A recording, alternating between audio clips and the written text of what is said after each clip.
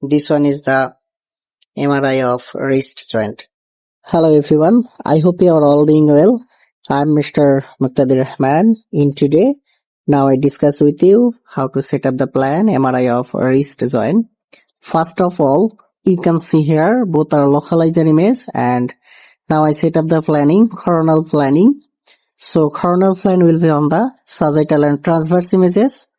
Look, now I set up the planning following anatomy. Look here.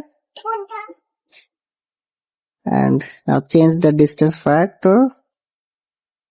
Look. Okay. Now everything is fine. And now I check the coil and selection the coil.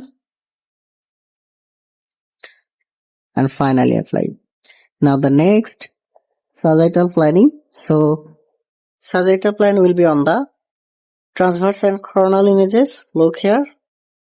Now same way, following anatomy and set up the planning.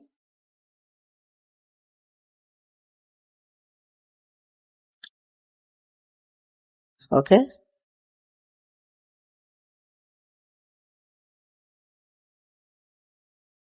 Now I check the coil and selection the coil.